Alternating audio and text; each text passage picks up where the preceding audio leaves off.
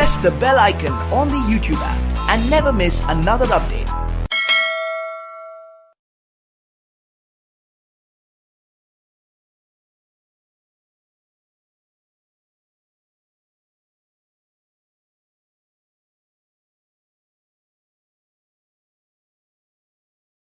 You can see from the relatively crooked and narrow streets of the city of Rome as they look from above today. You can see that again, the city grew in a fairly ad hoc way, as I mentioned. It wasn't planned all at once. It just grew up over time, beginning in the 8th century BC. Now this is interesting, because what we know about the Romans is when they were left to their own devices and they could build the city from scratch, they didn't let it grow in an ad hoc way. They structured it in a very very methodical way, that was basically based on military strategy, military planning. The Romans, they couldn't have conquered the world without obviously having a masterful military enterprise. And everywhere they went on their various campaigns, their various military campaigns, they would build camps, and those camps were always laid out in a very geometric plan along a grid, usually square or rectangular.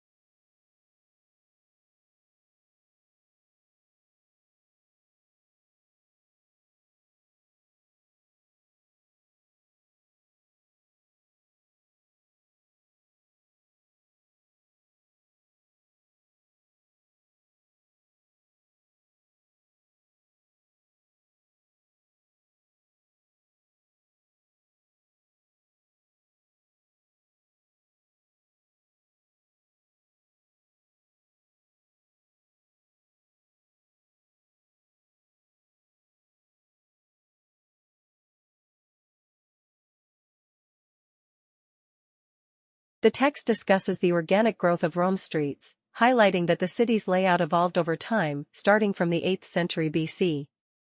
In contrast, when the Romans built from scratch, they employed a structured, methodical approach influenced by military strategy. Their military camps were designed in a geometric grid pattern, emphasizing their planning skills during campaigns, which contributed to their success in conquering vast territories.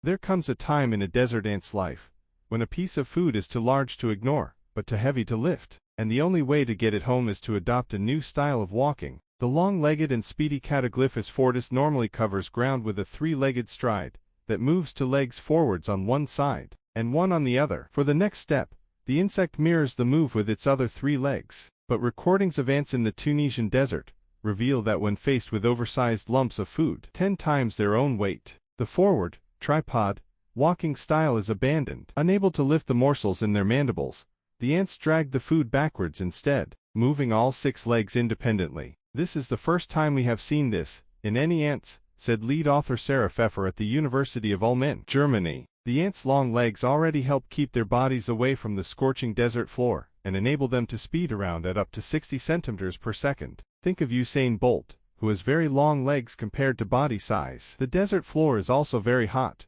so the further away their bodies are from the surface, the better, said co-author Matthias Wittlinger. The ants have also evolved to function at body temperatures of 50 C in a desert where temperatures can soar to 70 C. They're basically just trying to get out of the heat, he added.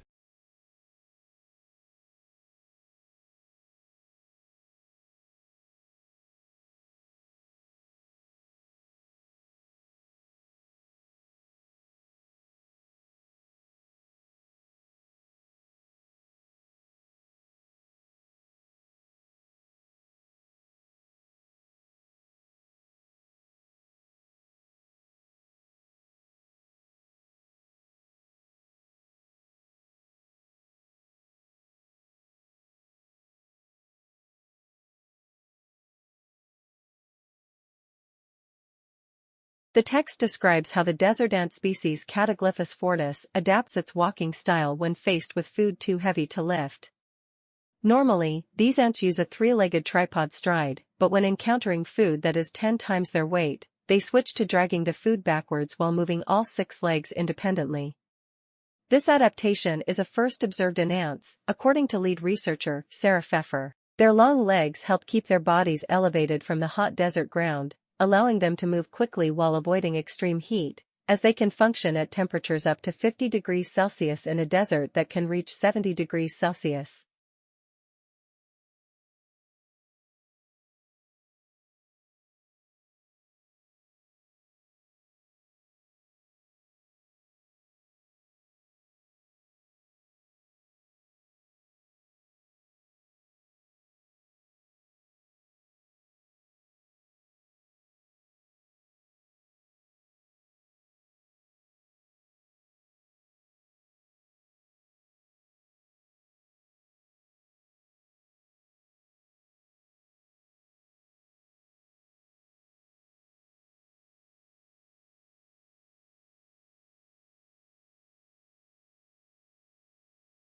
So the pace at which human minds have evolved over the last 500,000 years and more recently, the last 200,000 years, has been so frighteningly rapid that the evolution of cognitive function and perception can only occur in a small number of genes. If one needed to adapt dozens of genes, changes in concert, in order to acquire the penetrating minds that we now have, which our ancestors 5,000 years ago didn't have, the evolution could not have taken place, it could not have occurred so quickly. And for that reason alone, one begins to really suspect that the genetic differences between people who lived 5,000 years ago is evidence that the difference between their cognitive functions and ours is not actually as large. Therefore, a rather small number of genes may be responsible for the powerful minds that humans have, which most of us now possess.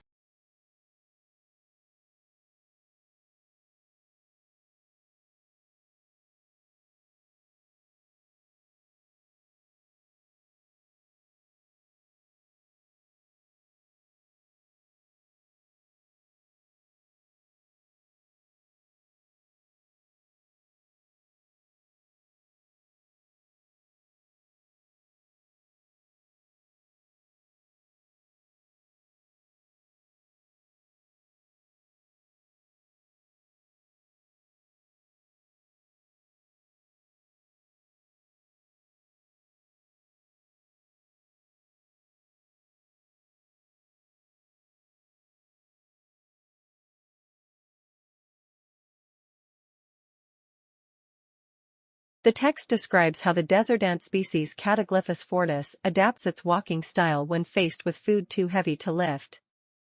Normally, these ants use a three-legged tripod stride, but when encountering food that is 10 times their weight, they switch to dragging the food backwards while moving all 6 legs independently.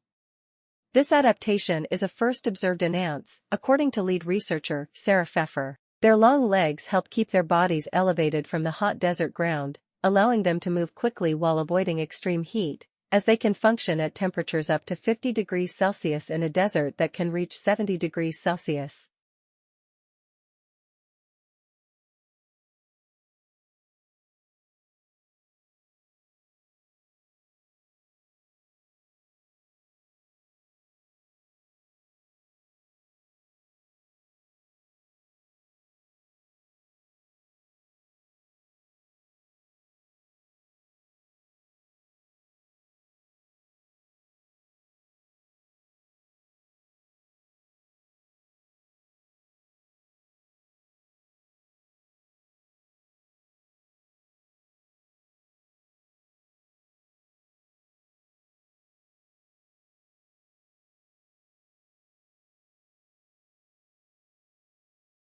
You might think that most of the patients at sleep clinics are being treated for sleeplessness, commonly referred to as insomnia, but that is not the case. The majority of sleep clinic patients suffer from disorders of excessive sleep, or hypersomnia. While most insomniacs somehow manage to drag themselves through the day and function at acceptable, although not optimal levels, this is not so for people who suffer from hypersomnia. They are incapacitated by irresistible urges to sleep during the day, often in inappropriate situations, at business meetings, in supermarkets, or at parties. Even more dangerous is their failure to remain awake when driving or operating machinery, falling asleep in such situations could obviously be life-threatening. Many hypersomniacs suffer from narcolepsy, for which the primary symptom is excessive daytime sleepiness. Though not apparent in childhood, this symptom most often appears for the first time during the teen years and continues throughout a person's life. The sleep attacks may occur as many as 15 to 20 times during the course of the day and last for periods from 15 minutes up to 2 hours. What can be done to help those suffering from narcolepsy? There are certain drugs that can help, and specialists suggest voluntary napping to decrease the frequency of such sleep attacks.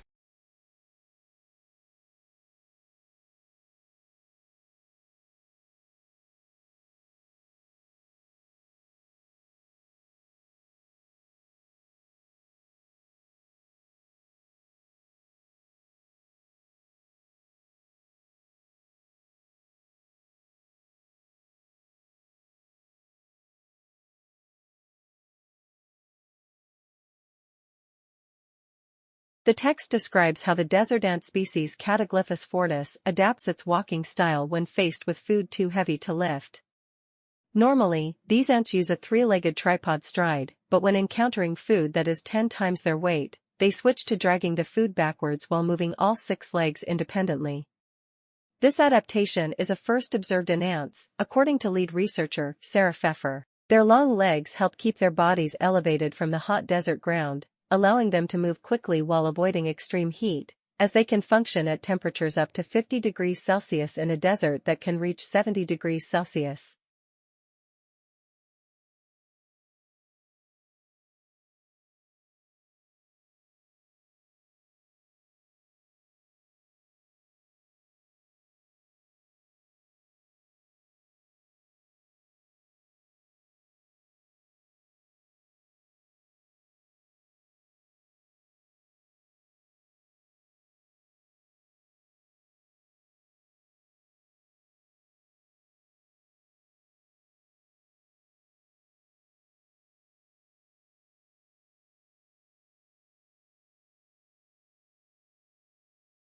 Most people think of astronomers as people who spend their time in cold observatories peering through telescopes every night. In fact, a typical astronomer spends most of his or her time analyzing data and may only be at the telescope a few weeks of the year. Some astronomers work on purely theoretical problems and never use a telescope at all. You might not know how rarely images are viewed directly through telescopes. The most common way to observe the skies is to photograph them. The process is very simple. First, a photographic plate is coated with a light-sensitive material. The plate is positioned so that the image received by the telescope is recorded on it. Then the image can be developed, enlarged, and published so that many people can study it. Because most astronomical objects are very remote, the light we receive from them is rather feeble, but by using a telescope as a camera, long-time exposures can be made. In this way, objects can be photographed that are 100 times too faint to be seen by just looking through a telescope.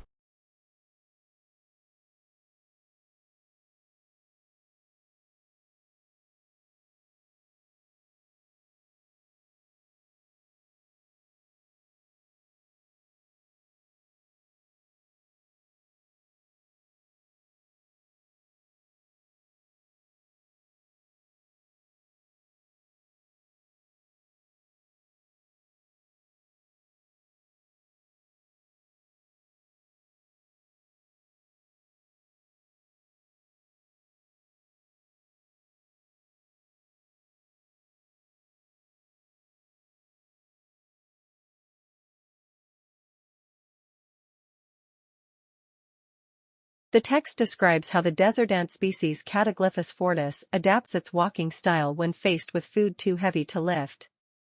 Normally, these ants use a three-legged tripod stride, but when encountering food that is 10 times their weight, they switch to dragging the food backwards while moving all 6 legs independently. This adaptation is a first observed in ants, according to lead researcher Sarah Pfeffer. Their long legs help keep their bodies elevated from the hot desert ground, allowing them to move quickly while avoiding extreme heat, as they can function at temperatures up to 50 degrees Celsius in a desert that can reach 70 degrees Celsius.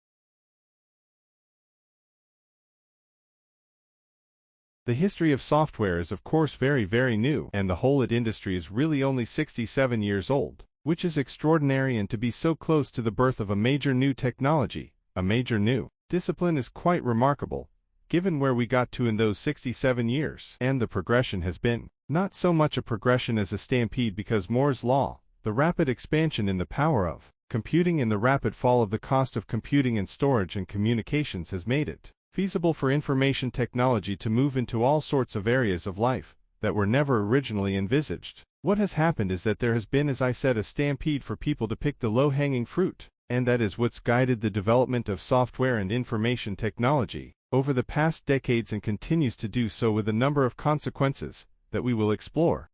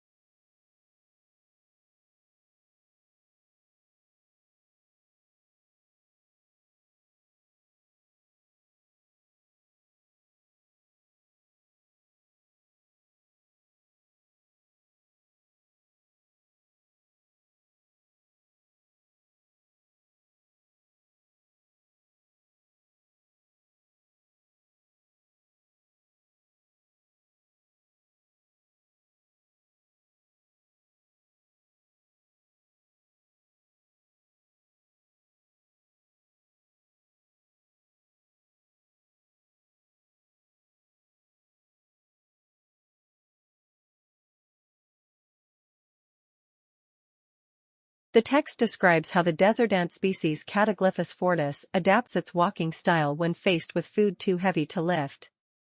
Normally, these ants use a three-legged tripod stride, but when encountering food that is 10 times their weight, they switch to dragging the food backwards while moving all 6 legs independently. This adaptation is a first observed in ants, according to lead researcher Sarah Pfeffer. Their long legs help keep their bodies elevated from the hot desert ground, allowing them to move quickly while avoiding extreme heat, as they can function at temperatures up to 50 degrees Celsius in a desert that can reach 70 degrees Celsius.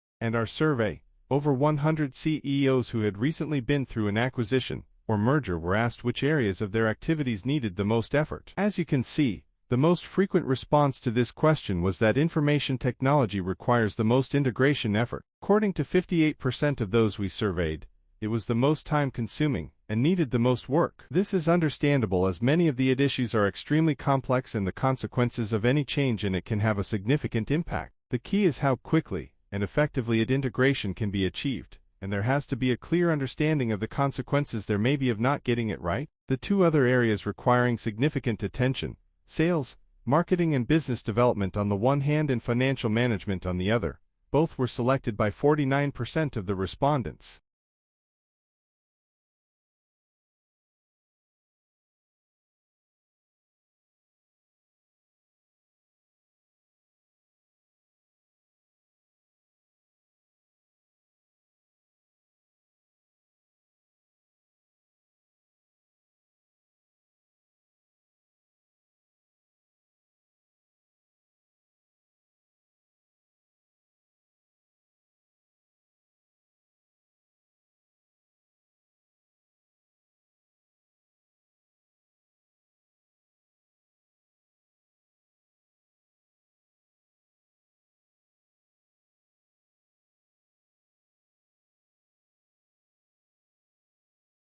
The text describes how the desert ant species Cataglyphus fortis adapts its walking style when faced with food too heavy to lift.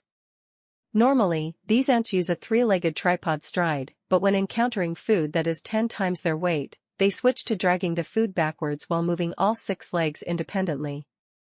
This adaptation is a first observed in ants, according to lead researcher Sarah Pfeffer. Their long legs help keep their bodies elevated from the hot desert ground, allowing them to move quickly while avoiding extreme heat, as they can function at temperatures up to 50 degrees Celsius in a desert that can reach 70 degrees Celsius.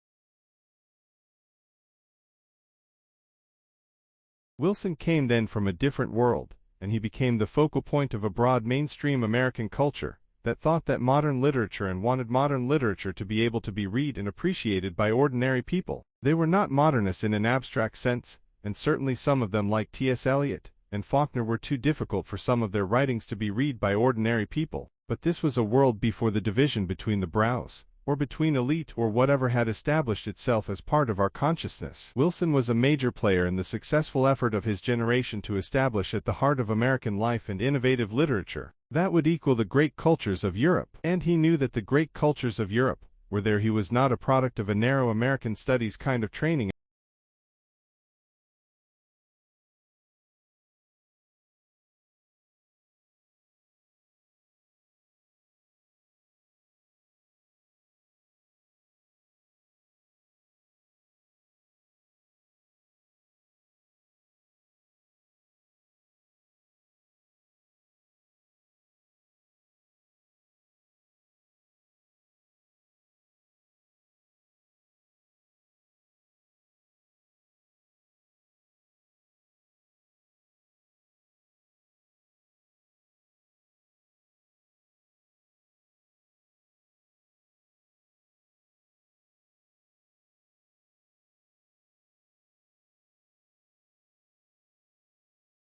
The text discusses Wilson's significant role in promoting modern literature in mainstream American culture. Unlike some modernists, he aimed to make innovative literature accessible to everyday readers, believing it should be part of daily life. Wilson advocated for European authors like Proust and Joyce to be read by ordinary Americans. Over nearly 50 years, he became a literary journalist, investigative reporter, memoirist, and journal keeper, merging high artistic standards with an openness to diverse experiences.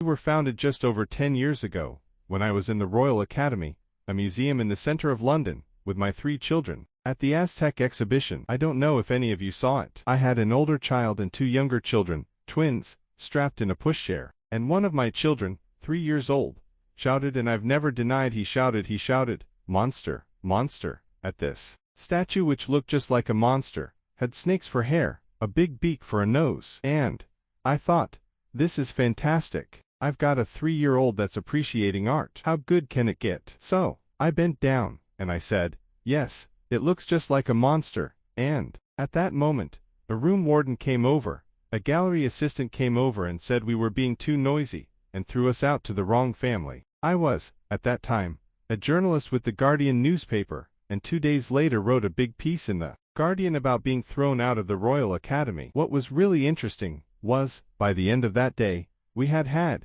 at the paper, over 500 emails from other families saying, "Museums aren't working for us. Let's try and make it work." So, that's what we did. In the Guardian, we set up a campaign. We called it the Kids in Museums campaign, but it didn't really exist. It was just a few pages. We ran loads of stories on it.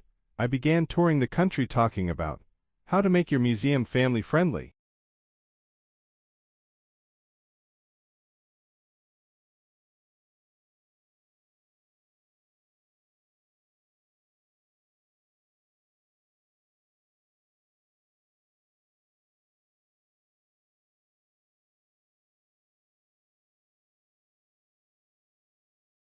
The text recounts the founding of the Kids in Museums campaign, which arose from a personal experience at the Royal Academy in London. During a visit to an Aztec exhibition, a child shouted "monster" at a statue, leading a gallery assistant to ask the family to leave for being too noisy. The incident inspired the journalist to write an article for The Guardian, resulting in over 500 emails from other families with similar frustrations. This response led to the creation of the campaign, focused on making museums more family-friendly through articles and nationwide discussions on improving the experience for families.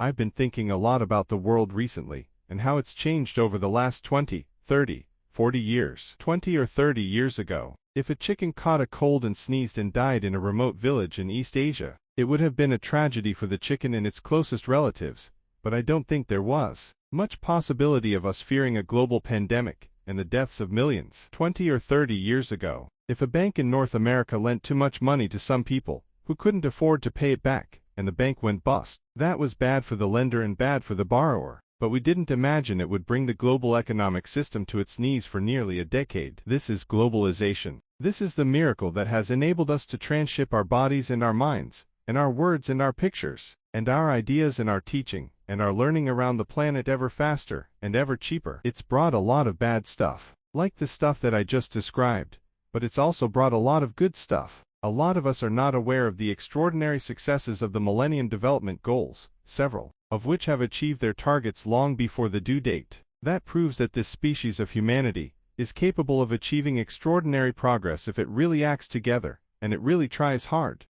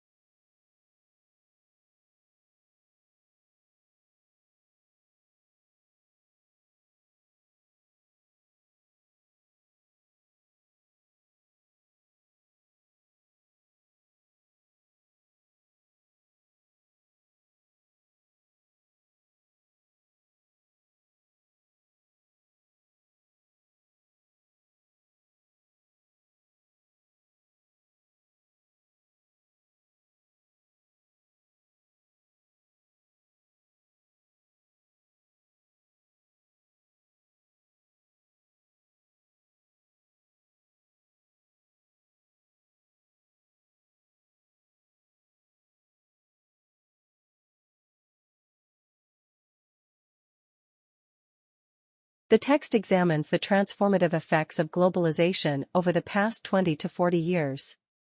Previously, localized events and regional economic failures had minimal global impact. Now, globalization has interconnected societies, allowing for quick sharing of ideas and resources but also heightening vulnerability to crises like pandemics and economic collapses. Despite these challenges, the author highlights positive outcomes, such as the achievements of the Millennium Development Goals, demonstrating humanity's potential for progress through collaboration.